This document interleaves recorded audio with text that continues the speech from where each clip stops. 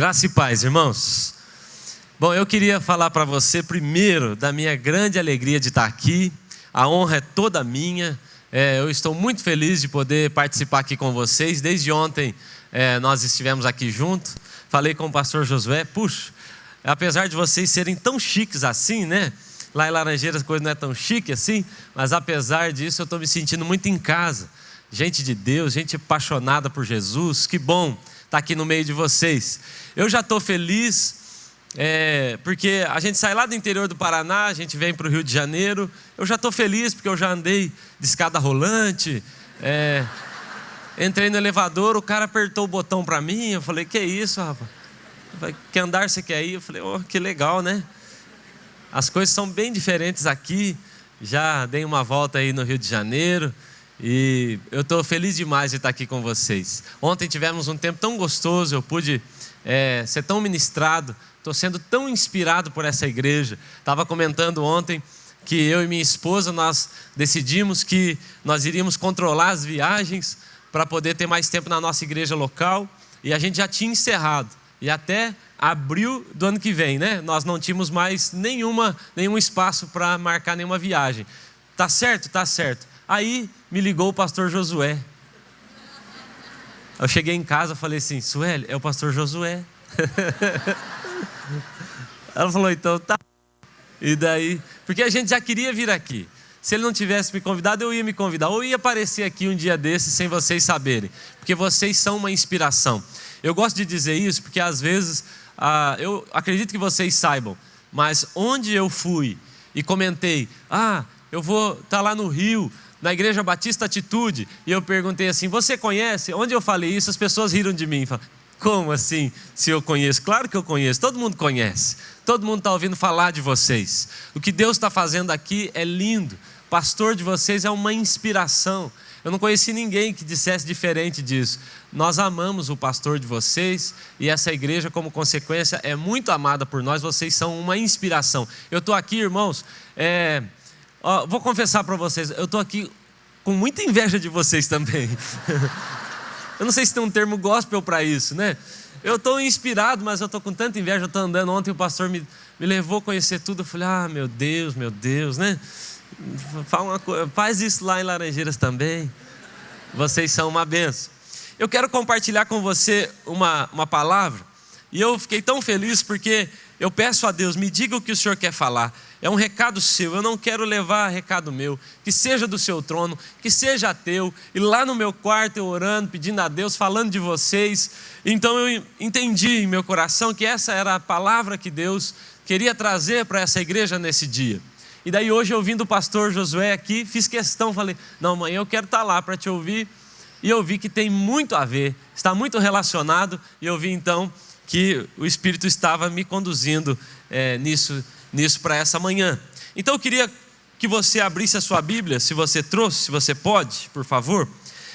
Nós vamos ler 2 Coríntios, capítulo 4. É 1 Coríntios capítulo 4.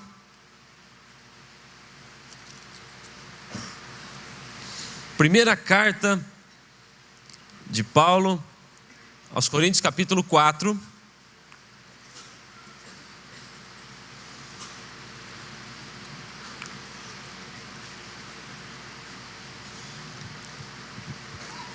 Nós vamos ler aqui apenas o verso 9.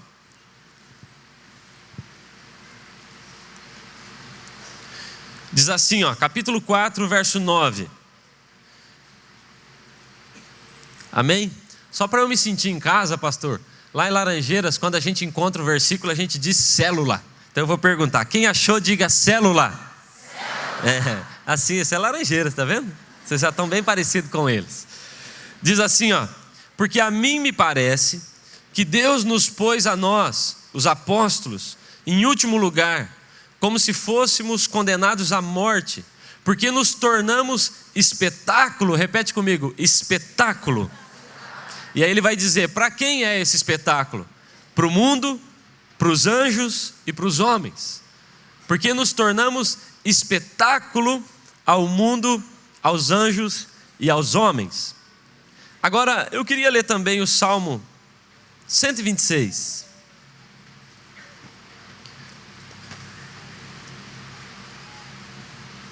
Salmo 126.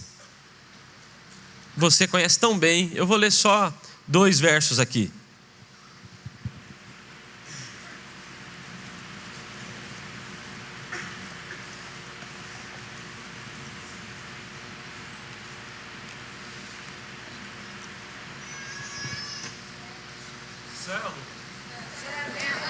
Quem achou, diga célula. Eu fui numa igreja que quando eles achavam o versículo, eu falava assim, abra sua Bíblia, eles bateram palma, eu entreguei o microfone, acho que é para ir embora. Eles batem palma quando acham. Salmo 126 diz assim, versos 5 e 6. Os que semeiam com lágrimas, com júbilo ceifarão. Quem sai andando e chorando enquanto semeia, voltará com júbilo, trazendo os seus feixes. Eu vou ler de novo. Os que com lágrimas semeiam, com júbilo ceifarão. E quem sai andando e chorando enquanto semeia, voltará com júbilo, trazendo os seus feixes. Amém? Deixa eu orar mais uma vez, por favor. Pai, nessa manhã, Senhor, nós desejamos tanto ouvir sua voz. Tanto, viemos aqui, Senhor, porque o Senhor está aqui. Porque se o Senhor não estivesse aqui, isso aqui seria apenas uma reunião qualquer. Mas porque o Senhor está, isso é um culto. Se o Senhor não estivesse aqui, seria um barracão qualquer. Mas porque o Senhor está, isso é igreja. Se o Senhor não estivesse falando com a gente, seria uma palestra qualquer. Mas porque o Senhor está, isso é poderoso. Essa é a sua palavra. Senhor, nós entendemos que é algo sobrenatural quando nos reunimos na sua presença. E nós queremos experimentar tudo isso nessa manhã. Pai, em nome de Jesus, assim como lá no meu quarto, lá naquele dia, o Senhor me ministrou tão profundamente, assim como naquele momento só nós dois. Lá o Senhor falou tanto comigo, ministrou, mexeu comigo, fez com que eu me consertasse. Nessa hora eu peço, faz isso agora com meus irmãos e irmãs. Faz em nós agora, juntos aqui.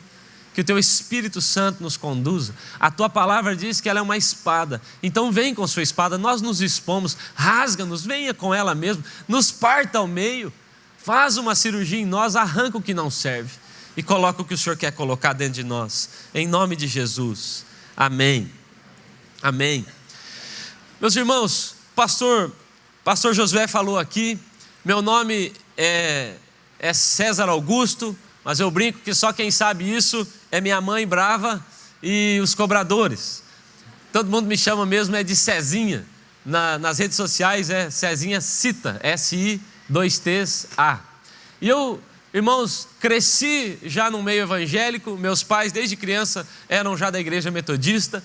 Estava contando isso ontem, meu sonho era ver um avivamento. Meu sonho era ver Deus fazer algo maravilhoso e eu queria ver isso acontecendo através da minha vida.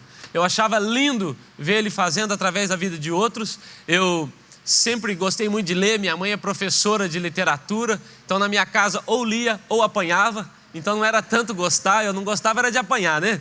Então eu tinha que ler, e eu lia a Bíblia e vendo as coisas. Um dia eu cheguei a orar assim a Deus, eu nasci no tempo errado, eu devia ter nascido nesse período bíblico. Pelo menos, se não fosse no Antigo Testamento, eu deveria ter nascido aqui, nesse período, andar com o Senhor, ou pelo menos na igreja primitiva. Eu errei o tempo. Eu devia ter nascido em outro momento, porque eu quero ver um avivamento. Então eu entendi que o Senhor estava me mostrando que o problema estava comigo, que eu deveria me posicionar, que eu deveria acreditar mais nele. Eu e Suelen, nós somos enviados pela nossa igreja, a igreja metodista, nós somos enviados para uma cidade chamada Laranjeiras do Sul. Na época eu tinha 27 anos e ela 25 anos. Nós somos enviados para essa cidade, 2 jovens, morrendo de medo, com muitas limitações, quase todas elas, e indo para uma cidade que nós não conhecíamos, não temos nenhum vínculo familiar lá, não tinha um motivo racional para nós irmos para aquela cidade, mas fomos enviados para aquele lugar e entendemos que era Deus nos enviando para lá. Deus tinha um plano para nós naquele lugar. Chegamos lá com o coração, irmãos, apertado, com medo, com receio, encarar uma igreja que já tinha muitos anos, já tinham passado vários pastores por lá, bons pastores, feito bons trabalhos, mas no nosso coração também havia um desejo: Senhor, nós queremos ver um avivamento, nós queremos ver o Senhor fazendo aquilo que o Senhor diz na Bíblia, nós queremos ver isso acontecer. E não demorou muito, levando muito a sério a vida de oração, de consagração na presença dEle, nós vimos então as primeiras células, 17 células depois de um ano. E elas se multiplicaram, e elas passaram a 70, elas passaram a 180, elas passaram a... Eu me lembro quando nós tínhamos 280 células. E eu falei, glória a Deus. E eu pensei até, chegamos no limite. Numa cidade de 30 mil habitantes, dos quais apenas 20 mil estão na área urbana, 280 células para um lugar daquele. Já era demais. Mas Deus nos mostrava, a mais, então nós multiplicamos mais, e hoje nós já somos mais de 700 células numa cidadezinha daquele tamanho. Você pode imaginar o impacto que isso está gerando na nossa cidade. Se, irmãos, só uma célula já causa um impacto, não é verdade? Só uma célula. Jesus abriu só uma célula com 12 e impactou toda a humanidade. Imagina nós, tantas células assim que nós já temos. E então, irmãos, elas começaram a causar um impacto enorme na nossa cidade. Nossa cidade é bem simples. Eu disse ontem, o melhor da nossa cidade são as pessoas, elas são apaixonantes. E então, essas pessoas começaram a se converter e algo lindo está acontecendo lá. Então, aquelas pessoas que estavam ali começaram a olhar para a região, cidades pequenas, e começaram a ir para lá também. E nós abrimos hoje, como o pastor Josué disse, mais de 50 pontos de pregação. Nem todas têm templo, algumas fazem culto na praça. Eu vejo de vez em quando eles estão indo com seus bebês, uma ou duas crianças, pegam, colocam no seu carrinho ali bem simples, um violãozinho, e eles vão e viajam 100 quilômetros para fazer o culto numa praça, e reúnem ali 20, 30 pessoas, e eles voltam e me dizem, pastor, eu já estou pastoreando, já tem uma igreja naquela cidade.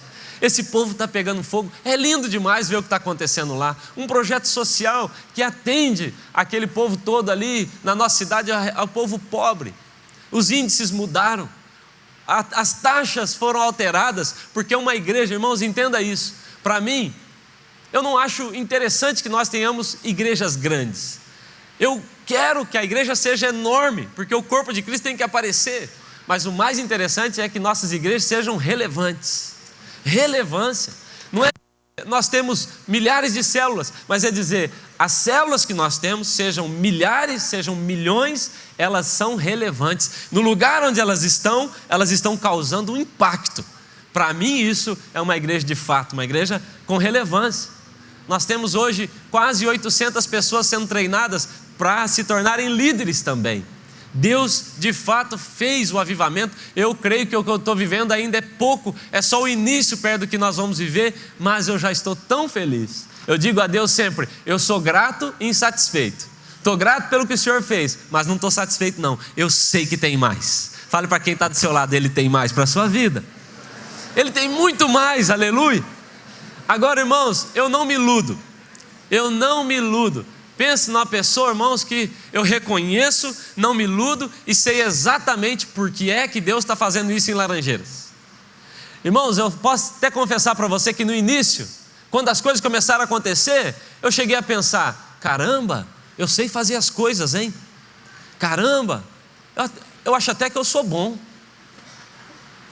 Mas pensa numa pessoa que estava totalmente enganada. Eu tenho uma tese, eu não me iludo mais, eu sei exatamente por que é que Deus está fazendo isso lá em Laranjeiras. Ele pegou uma cidade, irmãos, no meio do nada, no canto do Paraná, uma cidade que as pessoas não valorizavam, lá naquele canto. Eu tenho até dificuldade de explicar, as pessoas falam, onde fica Laranjeiras? E eu digo, olha, já ouviram falar de Foz do Iguaçu? Já? Já ouviram falar de Curitiba? Então, faz parte da grande Laranjeiras essas cidades. Dá 400 quilômetros para lá e 250 para lá. Mas eu falei, aí, é o jeito de eu explicar onde ela está. Deus pegou uma cidadezinha que as pessoas nem sabiam que tinha no mapa. Acho que ele falou assim: vou pegar a cidadezinha lá, vou pegar uma igreja de mais de 50 anos, vou pegar o pior pastor que tem e vou fazer um avivamento lá, para mostrar para todo mundo que não tem desculpa, eu posso fazer através de quem eu quiser. Ele quer fazer através de nós, Ele quer fazer através de cada um de nós. Irmãos, sabe o que eu aprendo sobre o Senhor, sobre o nosso Deus? Como eu disse para vocês, eu cresci na igreja. Meus pais me levavam na escolinha dominical, chamava assim na nossa igreja. Eu, antes de conhecer a Deus, eu conheci as histórias de Deus. Antes de eu saber quem Deus era, eu sabia que Ele era o Deus de Davi, que venceu Golias. Quem nasceu na igreja, quem se criou na igreja aqui, levanta a mão, deixa eu ver. Não é assim? A gente, antes de saber quem Deus é, antes de conhecer Ele de verdade, a gente sabe que Ele é o Deus que fez com que Sadraque, Mesaque e Abednego passassem pela fornalha. A gente sabe primeiro as histórias do grande peixe que engoliu Jonas, porque Deus é um Deus de história. Repete comigo: Deus é um Deus de histórias. Irmãos, Ele é um Deus de histórias. E o mais lindo que eu acho, irmãos, é que as histórias de Deus não são histórias mais ou menos. Você já reparou? Irmão, é cada história que, se você não é crente, você não acredita. Irmão, você acreditaria se eu falasse assim: irmão, fui nadar aqui na praia, sei lá que praia de Copacabana, praia da Barra, fui nadar na praia, mas eu estava precisando pregar lá em Florianópolis. Aí que eu fiz? Falei: Deus, me arruma um táxi baleia. E eu entrei num Uber e fui parar lá. Irmão, não é fácil acreditar nessas histórias. Deus usou um peixe de táxi para Jonas. Não é fácil, irmão. Ou fica imaginando o disque corvo. O negócio de entrega, irmão, foi Deus que inventou, entregar comida. Ele falou: Elias, fica aí, eu vou mandar um motoboy para você, todo dia vai trazer. E o melhor, irmão, é que o corvo levava carne. O corvo é carnívoro, e ele levava carne. Ele está parecendo aqueles amigos meus que estão de regime. A gente põe o pudim na frente deles, ele fica assim: não posso comer, não posso comer, não posso comer. Eu fico imaginando o corvinho vindo com a carne na boca, no bico, levar para Elias e falando: eu não posso comer, até lá. Mas a história é demais, porque é um corvo levando comida. Que negócio estranho. Irmão, as histórias de Deus são demais. É o cabeludo que tem a sua força no cabelo. Você já reparou quando, por exemplo, eles vão para o Monte da Transfiguração? Aquela é uma cena cheia de efeitos especiais. Eles sobem lá, e então, de repente, num holograma aparece Elias e Moisés. Fala: que é isso aí? É um holograma. E aí a Bíblia diz: vem uma fumaça. Nessa hora ia ser legal se saísse dali uma fumaça, né? Vem uma fumaça, a nuvem, e Jesus, de repente, a roupa dele está branca como nenhum lavandeiro pudesse fazer, e do meio da nuvem uma voz, que eu acredito ser como a do Cid Moreira.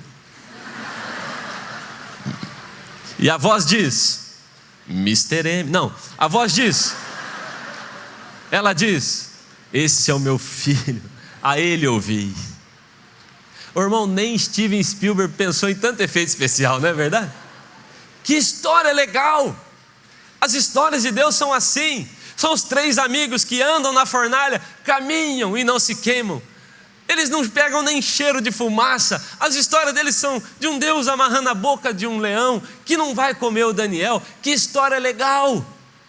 E o melhor, irmão, e é o que eu vim te falar aqui nessa manhã, o melhor é que no Salmo 139 a Bíblia diz que esse Deus que escreve só histórias legais, escreveu a sua história também. Ele escreveu, irmãos, Deus não baixou o nível dos livros dele. O autor, Deus, ele não baixou o nível quando ele foi escrever a sua história e a minha. Continuava sendo histórias como a de Jonas, como a de Sadraque, como essas histórias que nós falamos. Legais, histórias legais. Ele continua escrevendo histórias muito boas. O problema, irmãos, não é que o autor mudou. O problema é que os atores mudaram. E às vezes os atores não estão muito afim de seguir o script que ele escreveu. Nós muitas vezes queremos seguir a nossa própria história, mas irmãos, entenda isso, a sua própria história não é legal. Você seguir a história que você mesmo escreveu não vai ser legal. Nós precisamos seguir a história que Ele nos escreveu, porque essa é boa, essa é a legal, essa é a história da sua vida. Irmãos, eu fico pensando nesse Deus de histórias, que escreveu a minha, a sua história, e fico olhando para esse texto aqui, de 1 Coríntios capítulo 4. A Bíblia vai falar nesse texto que Deus nos fez espetáculo. Deus fez a cada um de nós, e a palavra espetáculo, do grego é teatron. É como se Deus fizesse o seguinte: eu vou escrever uma história para essa pessoa, e eu vou fazer uma história tão legal, que as pessoas vão parar para assistir a história dele. E eu vou falar com o mundo através da história desse meu filho.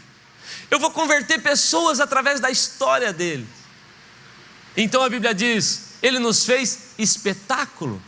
A Bíblia vai falar em Lucas que as pessoas pararam para ver Jesus crucificado e elas foram assistir a um espetáculo, porque a vida de Jesus era um espetáculo. Agora, irmãos, eu gosto de pensar nisso, um espetáculo. A Bíblia ainda diz assim, é um espetáculo ao mundo, aos homens e aos anjos, ou seja, está sendo assistido em vários canais. Não está sendo passada essa história só perto de você, só onde você pode ver, não. A Bíblia vai dizer, o diabo está vendo, Deus está assistindo. Agora pense comigo, irmão, se é um espetáculo, tem que ser legal, sim ou não? Porque se for chato, você não vai parar para ver, ou vai? Você para assistir, fala assim, puxa, esse negócio é horrível, mas eu vou assistir. Você faz isso, não? Você fica procurando indicação de coisa boa. Se é bom, alguém falou que é bom, você vai lá assistir também, não é assim? Talvez seja isso que te trouxe até essa igreja. Alguém veio e falou, é legal, aí você veio também. Se é um espetáculo, tem que ser legal. Ô, irmão, deixa eu te falar uma coisa, ó. A Suelen está ali, minha esposa, aquela mulher linda, maravilhosa de Deus, cega, quase não viu muito bem, né, quando casou comigo. Eu falo que eu orei bem, ela nem tanto para casar, né? A Sueli teve uma época que ela gostava de assistir uma novela. Eu escandalizo quando eu falo que a pastora via novela. Ela gostava de ver uma novela lá, irmão, e o nome dessa novela era Sila, Prisioneira do Amor. Alguém já ouviu falar disso? Passava, nem me lembro que canal. Ela falava, eu quero ver. Eu falei, o que é isso aí? Aí um dia ela colocou lá. Ô, irmão, eu não conseguia olhar para aquele negócio, que coisa chata, meu Deus do céu. Como é que é o nome? Sila, Prisioneira do Amor. Eu falava, muda o canal, eu vou sair da sala, eu não vou ficar aqui. Que negócio chato. Aí de repente, só a abertura, eu já não aguentava aquela coisa chata. Sila, Prisioneira do Amor. Ô, irmão, daí eu vou conversar com os crentes. Deus escreveu a história dele, era para ser um espetáculo, era para ser legal. Aí eu sento com os crentes e falo, e aí, irmão, como é que vai? O que Deus está fazendo na sua vida? Ele começa a falar e eu fico pensando, Sila, Prisioneira do Amor. É chato, eu não quero ouvir, eu estou doido para sair dali. Eu falo, irmão, eu tenho que fazer um negócio, porque o espetáculo que você quer ver é o legal, não é verdade? Você quer parar para ver um negócio legal? Eu quero ouvir as histórias do pastor Josué, eu quero ouvir o que está acontecendo, que coisa legal. A gente para ler a Bíblia, irmão, porque é legal. Você quer saber o final, você quer ver como foi, porque Deus escreve histórias legais. Agora, irmão, se a nossa vida for uma chatice, e pense nisso, quando é chato é porque não foi Deus que escreveu. Você está vivendo o seu próprio projeto, porque o que Ele escreve é sempre bom, amém? E aí, irmão, eu vejo muito crente, ele vai na célula, ele está com estudo, é bonito o que ele vai falar, mas ele começa a falar, a gente pensa, Sila. Fala para quem está do seu lado, não seja um crente Sila, por favor.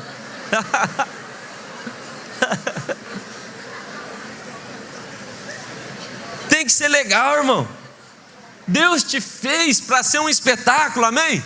Deus te fez para ter uma história linda. As pessoas têm que parar e falar, rapaz, que lindo, que legal, que cena, que história. Eu quero assistir, eu quero saber como eu faço, eu quero convidar outras pessoas para ouvirem a sua história. Eu acho demais isso. E aí, irmãos, eu acho legal, porque o céu está assistindo. Olha só que interessante. Um dia está lá Deus e chega Satanás, não é? Ele vem. De onde você veio? De rodear a terra. O que ele estava fazendo? Assistindo. Então Deus fala para ele: você assistiu o meu servo Jó? É como se Deus dissesse: está passando aqui no céu, ó, Discovery Jó. Está vendo? É legal, é como se Deus dissesse: eu estou assistindo ele. É muito legal. E Satanás está nervoso, por quê? Porque ele está vendo o canal também. E ele está vendo que está demais a história daquele homem. É impressionante a história. O canal de Jó passa no céu, o canal de Jó passa no inferno. Satanás está assistindo, Deus está assistindo, o mundo está vendo. É o que fala, é o que Paulo está dizendo. Há um espetáculo passando em vários canais. Essa é a nossa história. Agora, irmãos, por que é que poucas pessoas têm vivido esse espetáculo? Por que é que tão poucos crentes são tão inspiradores assim? Por que você consegue contar nos dedos as histórias das pessoas que você queria parar para assistir? Por quê? E eu tenho uma resposta disso baseada na resposta de Satanás para Deus. Quando Deus diz para ele: Jó está vivendo um espetáculo, Jó é demais, ele é o ator certo para a história certa, eu escrevi a história dele. O que Satanás fala para Deus? Claro, ele não tem problema.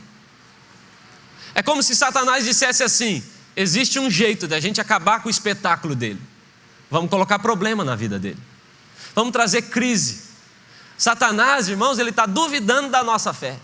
É como se ele dissesse assim: os crentes vivem um espetáculo quando tudo vai bem, mas vamos pôr problema, vamos trazer um governo complicadíssimo para eles, vamos fazer uma crise econômica chegar, vamos fazer uma crise moral chegar, e nós vamos ver se eles vão continuar firmes assim. Porque a estratégia dele tem sido trazer crise, problema. Ele fala: a gente coloca problema, e Jó deixa de ser um espetáculo. Então, irmãos, nessa manhã eu queria te ajudar a aprender, a entender como é que a gente pode fazer para continuar caminhando nesse espetáculo. Você quer saber disso? O Salmo 126 me ajuda um pouco a entender o que eu devo fazer para continuar nesse espetáculo, para não parar, para não desistir. O Salmo 126 me respondeu essas coisas. Então, a Bíblia diz, irmãos, assim: os que semeiam com lágrimas, com júbilo ceifarão. Ele sai andando e chorando, e depois ele volta colhendo os seus feixes com alegria. A primeira coisa que eu quero te falar aqui nessa manhã, para você que quer continuar no seu espetáculo, não quer parar de forma alguma, a primeira coisa que nós temos que saber é: a nossa vida é feita de fases. Repete comigo: a minha vida é feita de muitas fases. Muitas fases, amém? Irmãos, nós precisamos entender isso, porque tem gente abandonando o espetáculo porque ele acredita que a cena é o filme inteiro. Tem gente confundindo a foto com o filme. Nós não podemos fazer isso. Um filme, ele tem muitas cenas, não é assim? Muitas cenas. Um espetáculo, ele tem muitas cenas, mas essa cena não é o espetáculo inteiro. Às vezes você vê um pedaço do filme e fala: ah, já sei. Não, você tem que ver ele inteiro. Tem gente que já muda de canal, é chato, já vi esse filme. É igual aquele rapaz que quando começou o filme, apareceu aquele leãozinho, uau, sabe? E ele falou: esse filme eu já vi, e muda de canal. A gente confunde, mas a Bíblia vai dizer, irmãos, que a nossa vida, ela é feita de fases. Tem fases. Tem fase na minha vida, irmãos, que eu queria que parasse, não é assim? Eu queria que durasse mais tempo. Nós estamos agora com o nosso filho, o Lucas, ele está com 1 ano e 6 meses. De vez em quando ele deita aqui, irmãos, e eu falo: Deus, para o tempo, eu quero ficar com ele. Aí eu ouço todos os pais falando para mim: passa rápido, isso passa rápido, aproveita que passa rápido. Eu falo: então para o tempo. É uma fase que eu quero ficar nela. Agora tem outras fases que o que você quer é que ela passe rápido, passa rápido de uma vez. Tem fase, irmão, que é mais gostosa, tem fase que é pior. Quantos aqui são da época do Rambo? Ô irmão, tem alguém aqui que é da época do Rambo? Deixa eu ver, assistiu o filme do Rambo? Ô, você não viu, irmão? Você não sabe que você está perdendo, vai assistir Rambo.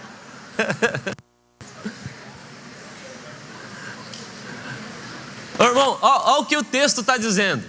A Bíblia diz assim, ó, numa fase da vida do salmista, eu vou explicar do Rambo. A Bíblia diz assim: aquele que sai andando e chorando, vai voltar em algum momento colhendo seus frutos com alegria. Mas perceba o que a Bíblia está dizendo: há uma fase em que você chora, há uma fase em que você se alegra. Não vai dar para você viver só uma das fases, você tem que viver a fase toda. E o espetáculo, para ser legal, irmão, você tem que pensar comigo que aqueles filmes onde as coisas ficam boas do começo ao fim, não é um filme legal não, é. Por isso o Rambo. O Rambo é demais. O Rocky Balboa. Ô irmão, aí tem a cena, começa, é o sonho, legal. Aí a outra cena, irmão, aí ele vai. Aí a parte mais legal qual que é? Ele apanha. Não é? Como apanha aquele homem? O Rocky Balboa apanha, ele já não aguenta mais. Eu só tomo um soco daquele, eu já não levanto nunca mais. Mas ele apanha. Está lá o Rambo, prendem ele, furam ele, roubam a mulher dele, faz uma bagunça. Eu não sei até hoje como é que ele acha tanta casinha. No meio do nada ele acha uma casinha cheia de metralhador e bazuca, não é assim? Ele acha, ele encontra, não sei como. Eu nunca achei uma daquela, mas ele acha. Aí, irmão, ele está numa cena. Ele está numa cena porque o choro dura uma noite. E ele está naquela cena. E você está vidrado, porque você está pensando: vai mudar. Esse filme não é para acabar assim. O Rambo não pode morrer. Você está olhando, é o espetáculo. E você está vendo e falando: que demais, que legal. Ele está apanhando. Irmãos, de repente, começa a tocar uma musiquinha. Não tem? A do Rocky Balboa não era assim? Tarantam. A musiquinha quer dizer: está mudando a cena, a coisa vai ficar boa. O Rambo põe aquela faixinha vermelha, irmão. Aquela faixinha vermelha é o quê? Agora eu vou detonar. Não é assim? A fase mudou, a cena mudou. Irmãos, a nossa vida é assim. Tem a fase em que a gente apanha, não é verdade? Talvez você esteja nessa fase, a fase do prego, só tomando na cabeça. Talvez você esteja nessa fase, apanhando, irmãos. Tem fase na nossa vida, irmãos, que a coisa não está boa, que as nossas finanças não estão boas, que a nossa célula não está frutificando como a gente queria. Tem fase, irmãos, que tudo começa a dar errado, irmãos, para nós, parece complicado, mas é só uma fase. A Bíblia diz: há tempo para todo propósito e há tempo de chorar, mas há o tempo também de rir. Mas é uma fase. Tem gente que abandona Jesus na fase ruim. Eu vou abandonar, eu vou deixar ele. O pastor hoje Josué falou, Paulo e Silas, se eles dissessem isso quando apanharam: vamos largar ele, vamos abandonar. Nós saímos orar e olha o que nos aconteceu. E tem gente fazendo isso, e Deus está dizendo: faz parte do espetáculo, não para, porque quem está te vendo sofrer, está esperando a próxima cena, para te ver também celebrar. Mas tem crente parando, irmãos, o filme na metade, e diz: vou largar, vou viver meu próprio filme. Vai viver seu filme, vai viver a Sila então, porque Deus está preparando para você uma cena muito legal. Você vai caminhar, irmãos, chorando. Você vai ter um tempo em que vai chorar, é normal. Talvez seja hoje que você está vivendo essa fase, mas há um tempo em que isso muda. Um dia então Deus fala com Jeremias, e ele diz assim: Jeremias, o que é que você está vendo? E Jeremias diz: eu vejo uma vara de amendoeira. Ele disse: viu muito bem, porque eu velo por cumprir a minha palavra. E aquilo não faz sentido para nós muitas vezes, mas a amendoeira é uma árvore conhecida, o apelido dela é a despertadora. Porque lá em Israel, quando essa árvore começa a frutificar, começa a florescer, é sinal que uma estação acabou e a próxima estação está chegando. Ela é o símbolo da nova fase, ela é a primeira a fazer isso. Ou seja, quando Deus está falando com Josué, Ele diz: o que você está vendo? Quando Deus está falando com Jeremias, o que você está vendo? Ele diz, eu vejo que o Senhor tem algo novo para a minha vida, que as coisas vão mudar, eu estou vendo isso, eu posso perceber. E Deus fala para ele, você viu muito bem, por quê? Porque está escrito, e eu velo por cumprir a minha palavra, porque o choro dura uma noite, é verdade, mas a alegria vem pela manhã, é verdade. A Bíblia diz inclusive, no Salmo capítulo 56, verso 8, a Bíblia diz que as nossas lágrimas, Ele está guardando onde? Num odre. Fala para quem está do seu lado, odre. Irmão, odre não é lugar de guardar lágrima, odre é lugar de guardar vinho. Sabe o que Deus está dizendo? Eu estou guardando as suas lágrimas num odre, e eu vou deixar esse negócio fermentar. Mas o vinho é o símbolo da alegria. O que Ele está dizendo é, você vai chorar um tempo, mas isso vai virar alegria daqui a pouco. Vai mudar, pode esperar, muda.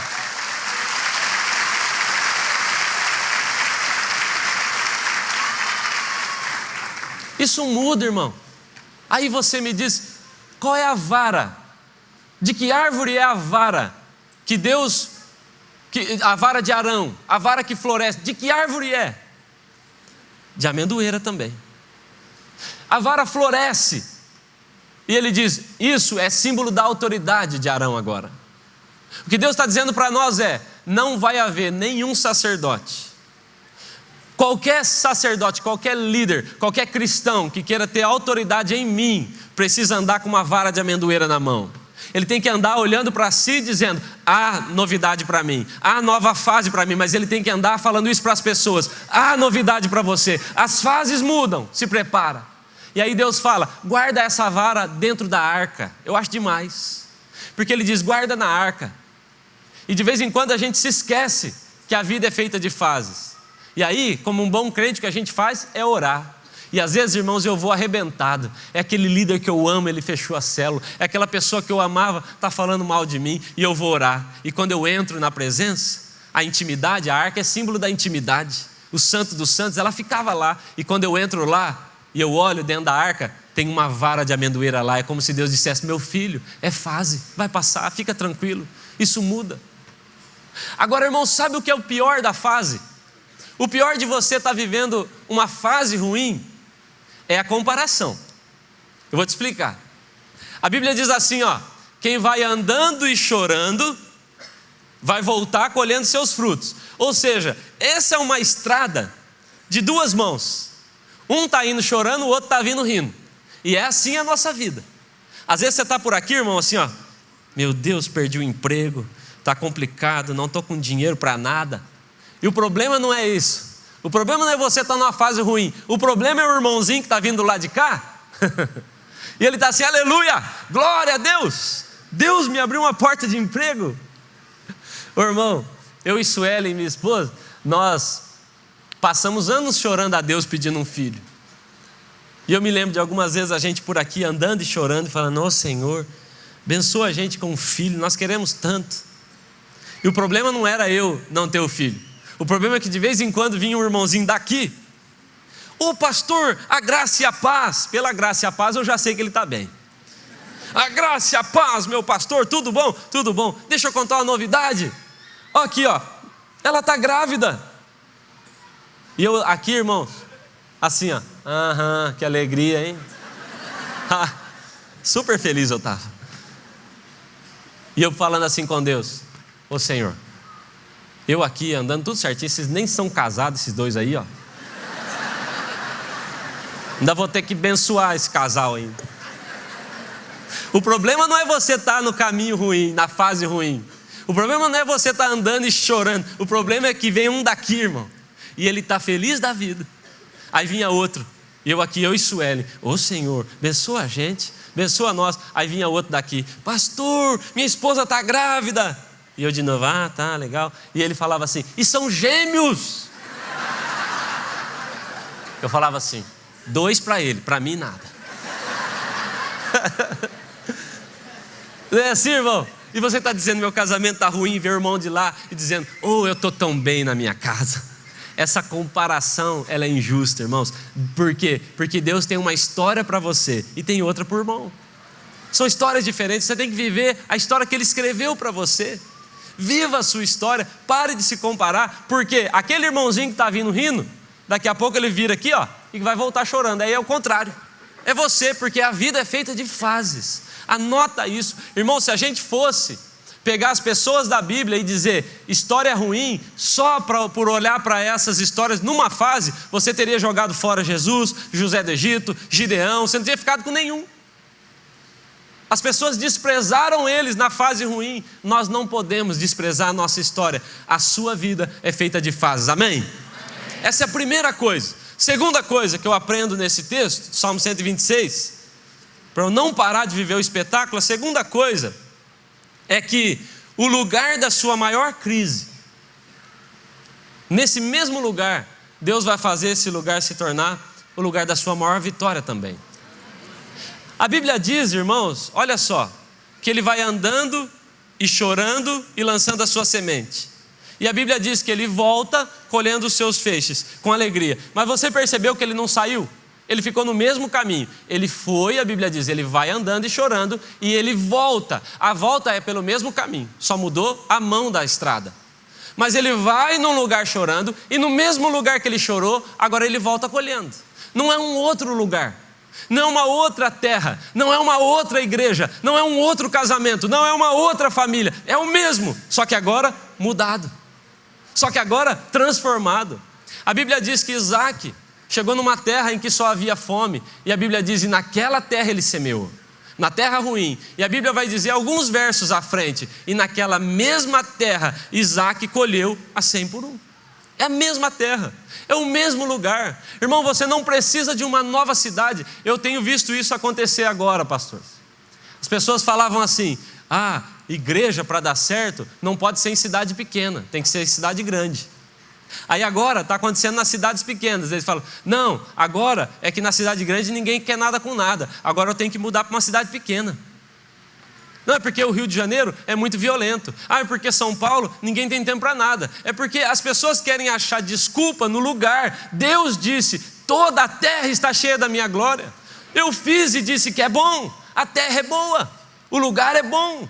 Agora, irmãos, você vai semear chorando nessa terra para ela ficar boa, e vai colher rindo, mas é o mesmo lugar.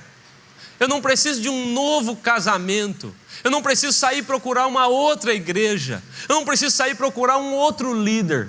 Um dia, eu falei para um rapaz, ele não é da nossa igreja, eu falei, tudo bem? Esse aqui é o meu líder. Eu falei, que legal, ele é seu líder? Ele falou, até Deus preparar um melhor. Eu fiquei com a dó do rapaz, estava do lado dele.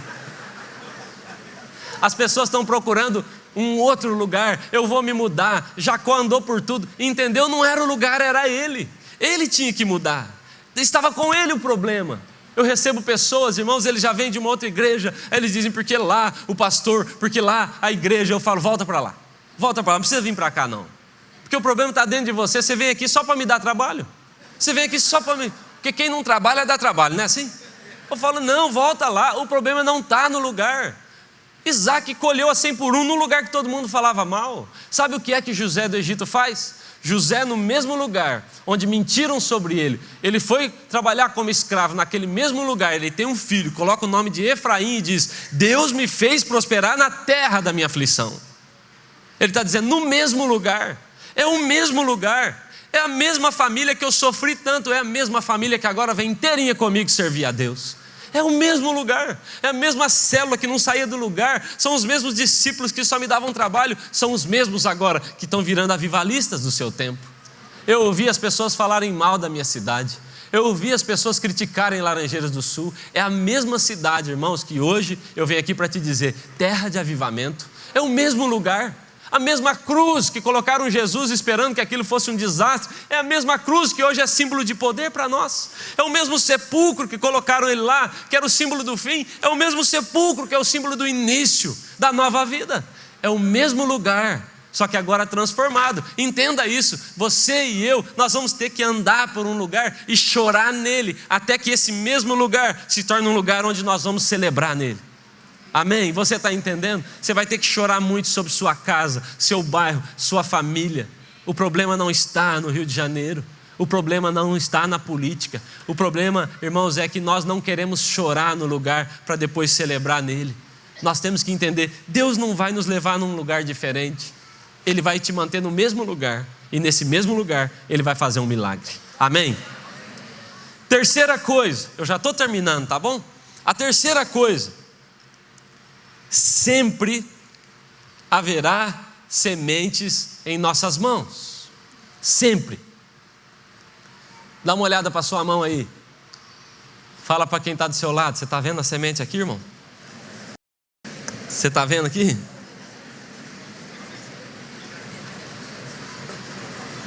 Você pode até não estar vendo, mas está aqui.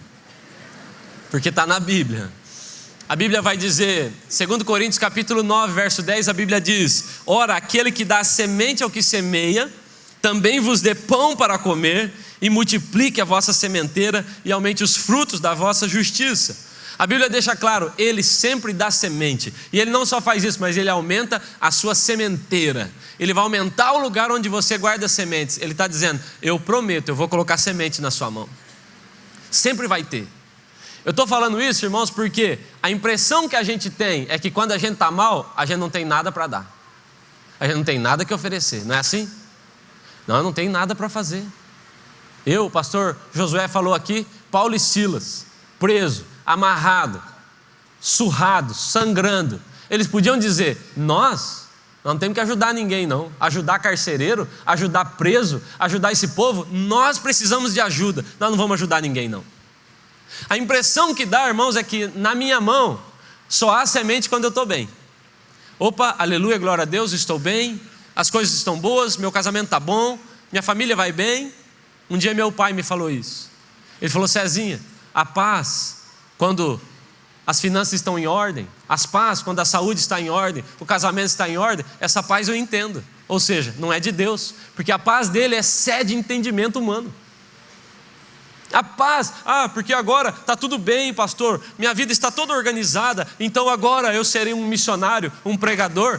Irmão, qualquer um pode fazer isso, mas isso não é espetáculo. O espetáculo é a pessoa estar lá, irmão, se arrastando, mas está dentro do ringue, ela está lutando, ela está de pé, ela amarra a faixinha na cabeça, fala, uma hora muda, eu não vou parar. E ela tem sementes nas suas mãos, continua com essas sementes. Deixa eu te contar um testemunho. Eu e Suelen, nós louvamos a Deus porque depois de anos Ele nos deu o nosso bebê, o Lucas. Ele está ali, 1 ano e 6 meses. Quando o Lucas, algumas semanas antes dele nascer, Suelen teve alguns sangramentos, quase perdeu o Lucas. E por último, nós fizemos a viagem mais louca da nossa vida. Porque eu tive uma direção de Deus, o hospital com UTI fica a 110 quilômetros de Laranjeiras. E quando ela teve um último sangramento, ela me ligou, eu corri para casa, ela falou, estou sangrando, o que nós vamos fazer? Eu falei, eu não consigo ouvir Deus, porque minhas emoções estão muito misturadas aqui, eu vou tomar um banho. Fui tomar um banho, né? Fui tomar um banho e aquele sangramento eu dizia, Deus, eu preciso te ouvir. E Deus falou comigo, vai, porque esse menino vai nascer. Nós saímos, fizemos as malas e eu corri. Irmãos, eu preciso confessar para vocês, naquele dia eu não respeitei limite nenhum de velocidade. 110 quilômetros com os 2 pés no acelerador, nenhum no freio. Alerta ligado e corri, irmãos. A Suelen sangrava tanto. O nosso carro ficou cheio de sangue. Irmãos, e a gente pensando, esse menino vai morrer. E corremos até lá. Chegamos lá, o Lucas realmente nasceu naquele dia, prematuro. E ele precisou ficar 28 dias na UTI. Ele tinha 1,6 kg mais ou menos, ele teve uma infecção, dia 31 de dezembro. Virada do ano, nós achávamos que ele já ia passar na nossa casa. 31 de dezembro ele teve uma infecção, a médica falou assim para nós, ele não está mal, ele está horrível. Vão embora, esse menino está com grande chance de morrer. E nós foi a pior virada de ano da nossa vida. Ele teve infecção generalizada, com 1 quilo e pouco. A médica achou que ele fosse morrer mesmo, depois ela falou para nós. Nós oramos, irmãos, não pode. Nossa igreja orando, uma madrugada orando, né, por ele. Nós voltamos lá, no outro dia a médica falou, assombrosamente, esse menino se recuperou, ele está bem. Alguns dias depois,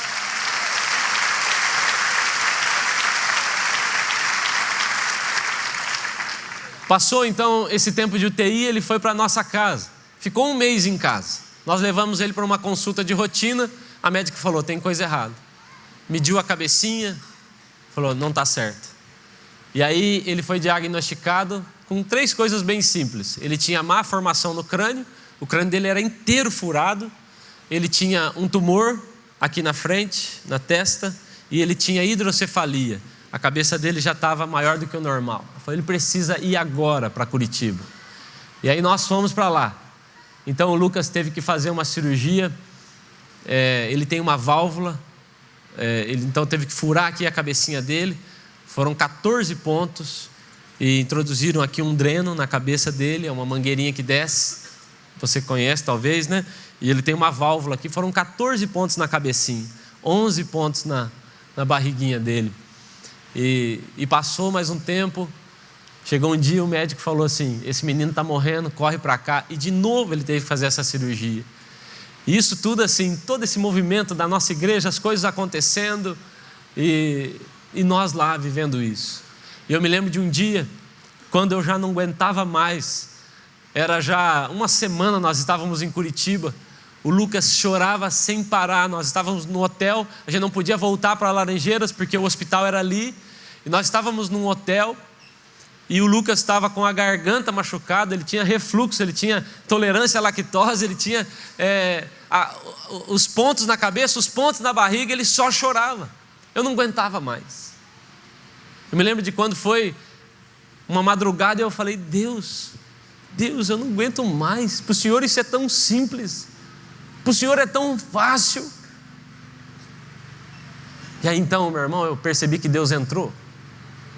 Você já teve essa... Deus está ali, mas você já teve essa impressão que Deus entra? A sensação gostosa?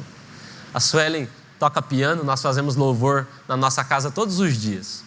Ela senta no piano, o Lucas vai para a bateria dele e eu fico desafinando as coisas. Quando ela começa a tocar, irmãos, parece que Deus entra pela janela, né? E eu tive essa impressão, Deus entrou. Eu estou esperando que Deus vá falar comigo, irmão, de um jeito, aquele jeito que Ele vem e fala, resolve os seus problemas agora. E sabe o que Ele me falou? Cezinho, não para de me louvar. Não para de cantar. Eu me identifiquei muito hoje quando o Senhor falou de Paulo e Silas, porque foi o que eles fizeram. Foi a palavra de Deus para mim. O texto que Ele usou para falar comigo foi Abacuque, que ele diz, ainda que a figueira, ainda que a videira, ainda que falte o gado, ainda que falte a ovelha. Tem um segredo nesse texto que às vezes a gente passa batido. No final ele diz, ao diretor de música, ele está dizendo, essa minha crise, entrega para um diretor de uma música, faça isso um hino, nós vamos cantar isso aqui, nós vamos cantar a minha dor vai servir de semente na vida de outros. Não falta semente na nossa mão na hora da dor, o que falta é ânimo para cantar. Sabe o que a Bíblia vai dizer em Isaías 54, eu acho? Ele diz, canta alegremente ó estéril. Ele está dizendo, você no seu sofrimento canta, semeia, lança isso. E aí ele diz, então eu alargarei as tuas fronteiras, então eu vou fazer você transbordar para a direita, esquerda, vai ser demais. Mas você tem que cantar, semear na sua crise. Me lembro de um dia nós, lá na porta da UTI, do centro cirúrgico, eu e Suelen, uma tensão, irmãos, você deve imaginar o que é você pegar um menino de 2 meses, prematuro, ele não tinha o tamanho de uma criança de 2 meses, e colocar na mesa de cirurgia. Eu fui lá, coloquei ele lá, tirei a roupinha dele, os médicos sedaram ele ali, ele sem roupa já na mesa de cirurgia. O médico olhou para mim e falou, o senhor sabe o tamanho do risco? O senhor sabe que ele pode sair daqui sem vida? Eu falei, o senhor sabe o tamanho do Deus que eu sirvo? Eu vou orar com todo mundo aqui. Eu orei com todo mundo. Eu vou orar orei com todo mundo ali naquele... Eu e Suelen na porta. Ela apertava a minha mão.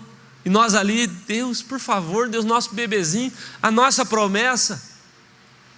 E eu me lembro, irmãos, nesse dia, a Suelen saiu tomar um café. E eu estava ali, andando, a cirurgia demora. Então, irmãos, eu vi um casal chorando, abraçado e chorando. O centro cirúrgico lá é grande e a sala de espera é comprida assim. E tinha um casal abraçado e chorando. E eu estava ali e o Espírito Santo falou comigo: vai lá e ministra esse casal. Ô irmão, eu falei com Deus, sendo sincero com vocês, eu falei: Senhor, o Senhor podia ter curado o Lucas. O Senhor podia ter feito ele não precisava estar nessa mesa de cirurgia, agora ele está aqui, sendo operado. O Senhor quer que eu vá orar com os outros ainda? Olha aqui, ó, não tem nada na minha mão, eu não tenho nada para dar. O que eu vou dizer? Que o seu poder cura?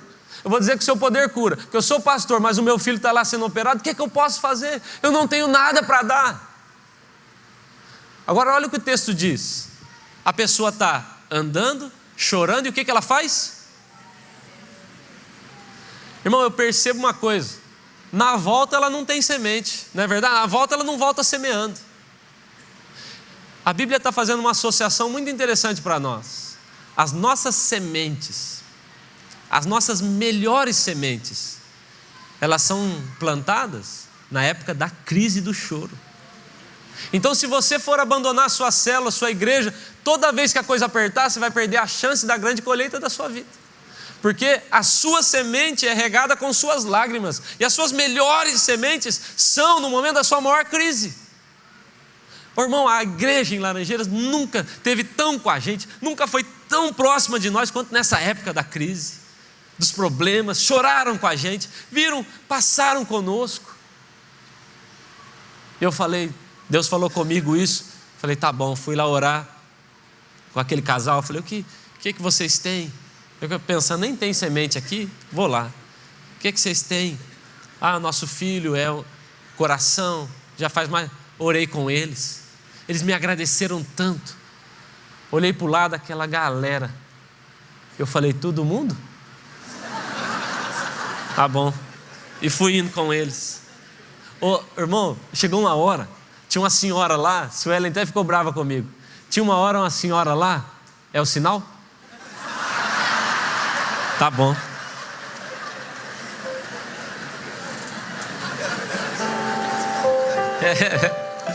Esses caras são treinados demais. A musiquinha é pra você chorar, né? Criamos um clima agora. Teve uma hora que... eu não entendi o que o irmão falou, não. Teve uma hora que eu fui falar com a senhora. Ela falou assim: você pastor, ora comigo aí. Eu falei, vou orar. O que a senhora tem? Minha filha está lá operando. Eu falei, tá. O que ela tem? Quantos anos ela tem? Ela falou, acho que 12 ou 14 anos. Eu já achei grande. Falei, muito grande, né? 14. Aí eu falei, não, vou orar assim. O que ela está fazendo? Ela falou, ela está fazendo uma cirurgia para arrancar uma unha encravada. Eu falei, senhora, eu vou orar rapidinho. Pensei, vou orar antes, com vontade de bater na senhora, na verdade. Um sofrimento, eu pensando, mas nessa pessoa lançamos sementes também. Uma a uma, nós estamos lançando nossas sementes. Irmãos, hoje eu estou colhendo com alegria. Está ali aquele menino lindo, feliz da vida. Os médicos só sabem dizer, é milagre, é milagre.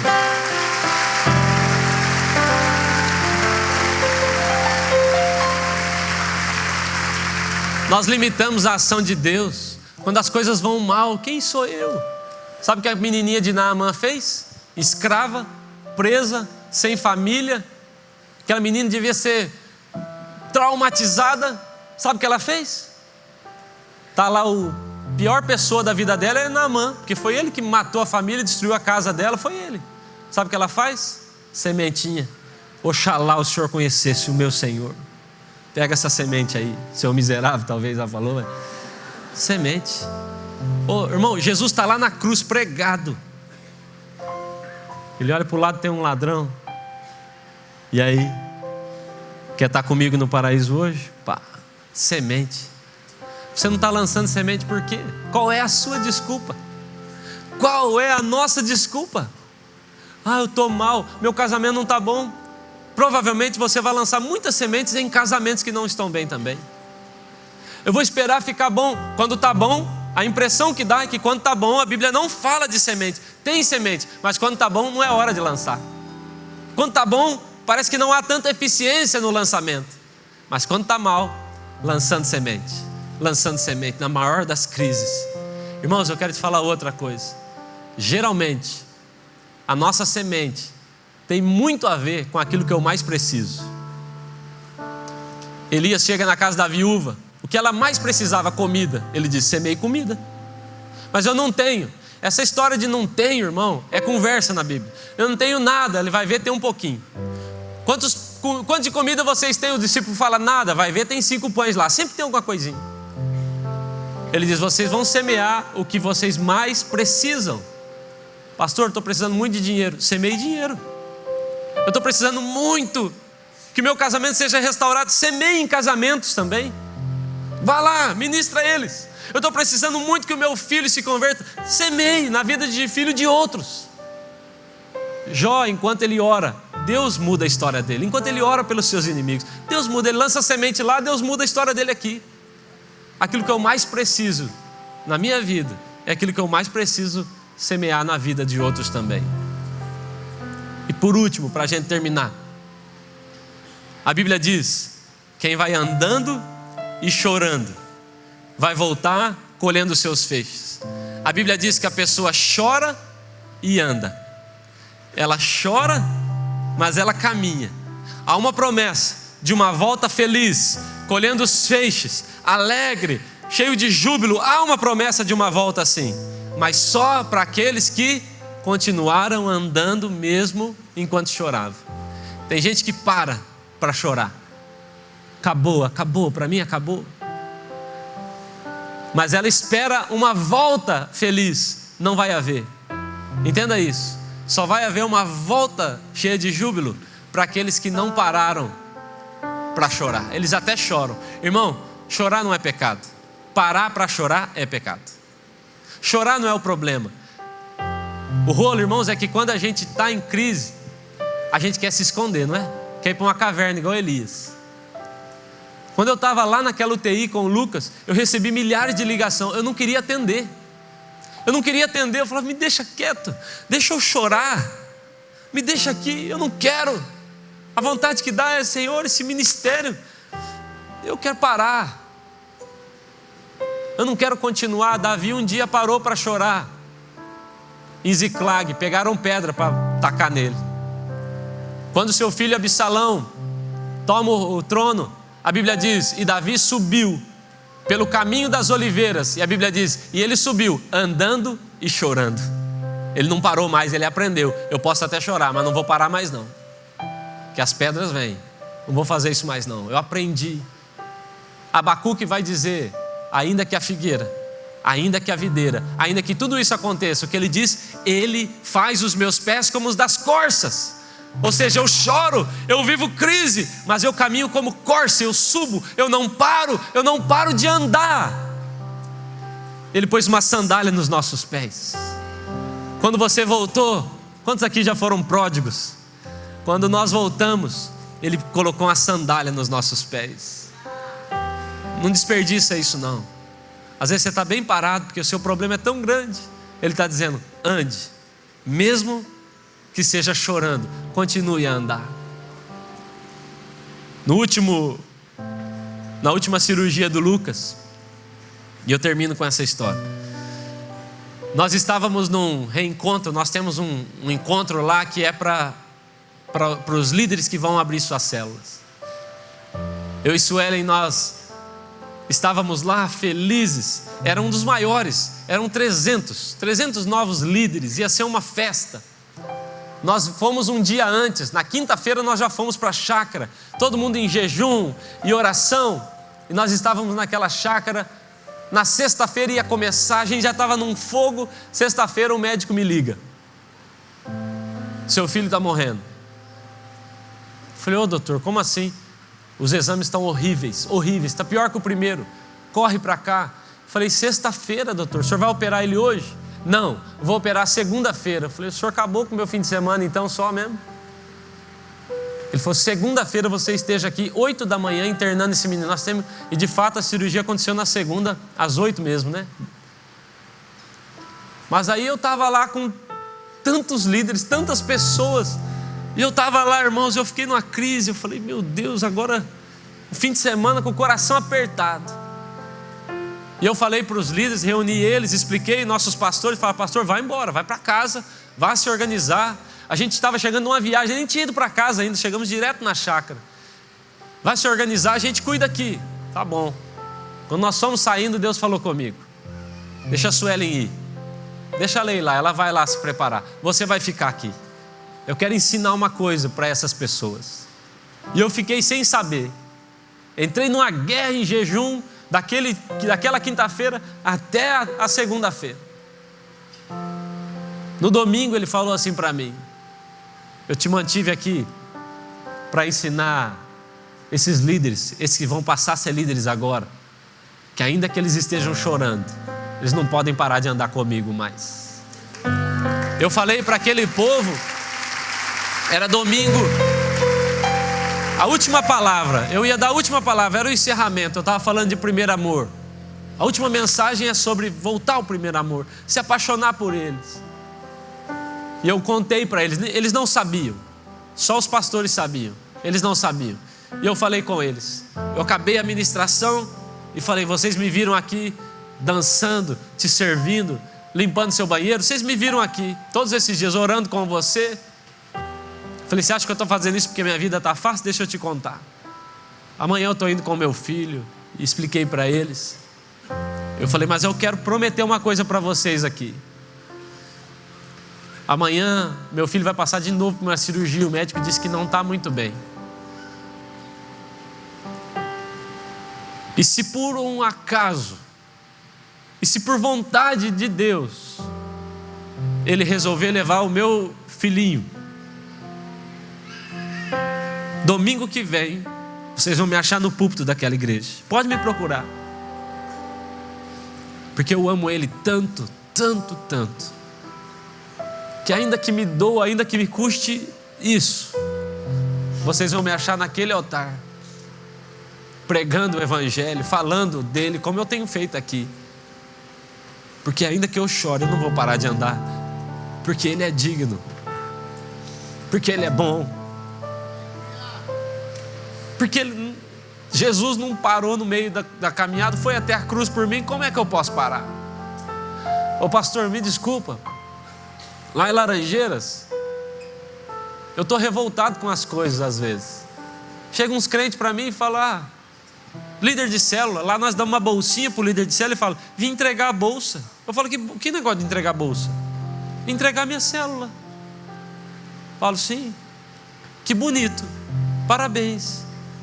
Você está me dizendo que você está parando, você está largando, você vai largar. Por quê? As crises, os problemas, o povo. E aí? Ô irmão, a gente anda quando está feliz, porque a Bíblia diz que ele volta andando, sorrindo, alegre. Mas a Bíblia diz: anda quando está chorando.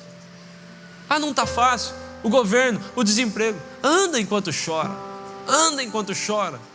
Olha para ele. A Bíblia diz para corrermos a nossa carreira olhando para ele. Você vai ter ânimo para correr. Ainda que a figueira não floresça, ainda que tudo dê errado, ainda que eu tenha que chorar enquanto lança minha semente, eu vou viver meu espetáculo. Eu estou aqui hoje, irmãos, e você parou para me ouvir, contar a minha história para você. Sabe por quê? Porque eu não paro, eu não vou parar. Existem milhares de pessoas esperando para ver a sua história. Milhares de pessoas querem ouvir a sua história, mas ela tem que ser legal. Pior coisa que tem, você vê um filme e não vê o último capítulo. Tem crente assim, no final abandonou, acabou, que chato. Nós vamos mostrar para esse mundo um espetáculo, amém? Vai passar a nossa história no céu, amém? Lá no inferno eles vão ter nojo da nossa história, amém?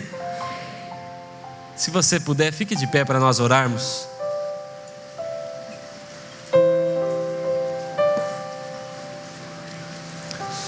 Fale com o Senhor sobre suas crises. Fale com o Senhor sobre as fases da sua vida. Quem sabe hoje você diga: eu estou numa fase terrível. Eu estou numa fase complicada, Senhor, e eu vim aqui hoje para reclamar. Inclusive vim aqui para te cobrar. Por que o Senhor não muda logo a minha vida? Mas hoje eu entendi. É uma fase. Nós servimos o Senhor dos exércitos. A guerra já está vencida nele. Mas dentro da guerra existem várias batalhas. E às vezes perdemos batalhas. Quem sabe você perdeu a batalha alguma vez. Mas se você permanece em Cristo, jamais vai perder a guerra. Jamais. Podemos perder algumas batalhas, em algumas fases podemos até perder mais do que ganhar, mas na guerra com Ele jamais vamos perder. Jamais. Ele é o Senhor dos exércitos. Ele nunca perdeu uma guerra. Rasgue seu coração, irmãos. Em meu espírito eu sinto uma coisa. Eu estou falando aqui para pessoas,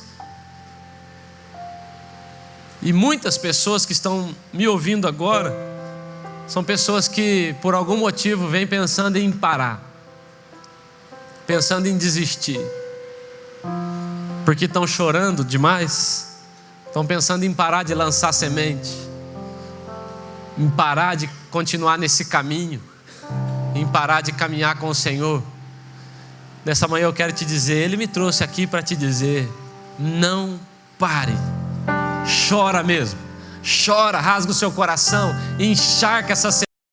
A semente mais regada é a que mais vai render também. Encharca essas sementes com choro, chora mesmo, encharca ela. Eu profetizo o que está na Bíblia sobre sua vida. Daqui a pouco a história muda, daqui a pouco a cena muda, daqui a pouco Ele põe uma faixa vermelha na sua testa, a música vai tocar e a história vai mudar, irmãos. É assim. Enquanto estivermos na terra vai ser assim, de fase em fase, até que no céu só vai haver uma cena. Aí lá sem choro, aí lá sem dor, aí lá com Ele para sempre. Aqui o espetáculo precisa acontecer. Ore comigo. Pai, em nome de Jesus, nessa manhã, início de tarde, nós queremos, ó Deus, pedir que com Teu Espírito Santo, Teu Espírito Santo que nos convenceu nessa manhã, que Ele mesmo agora, sobre nossos corações, confirme a Sua palavra a nós. Renova em nós o ânimo, renova em nós o desejo, renova em nós a força, por caminhar, por semear, por lançar sementes agora em nome de Jesus. Que o Teu Espírito Santo venha trazer um renovo sobre o Seu povo, esse povo que vem caminhando, chorando, lançando sementes. Ó Deus, em nome de Jesus, renova, Espírito Santo, traz um refrigério sobre nós. A Tua palavra diz: vinde a mim. Fortalece os nossos pés, fortalece as nossas pernas, para continuarmos a caminhar, ó Deus, na Tua direção, nos Teus caminhos, lançando sementes e colhendo nossos frutos e feixes com alegria. Queremos, ó Deus, nessa manhã tomar posse de toda palavra que o Senhor trouxe a nós. Pelo Teu Espírito Santo, tomamos posse, declaramos: nada mais vai nos fazer parar. Nós não vamos parar. Nós só vamos, ó Deus, descansar o dia que entrarmos aí no céu, o dia, ó Deus, que chegarmos na glória, o dia que nos encontrarmos com o Senhor aqui. Ó Deus, vamos viver um espetáculo, assumimos um compromisso de um espetáculo. O mundo vai parar para ver a nossa história, as pessoas vão Te conhecer. O Deus de história será reconhecido através da minha vida, através daquilo que eu vivo, do modo que eu vivo, da carta que eu sou, do espetáculo que eu sou. E o Senhor fez isso. Eu me comprometo nessa manhã em viver dessa maneira, para Te glorificar, para exaltar o Senhor. Em nome de Jesus oramos. Abençoa quem está do seu lado, diga: eu te abençoo. Que a sua vida seja um espetáculo, em nome de Jesus.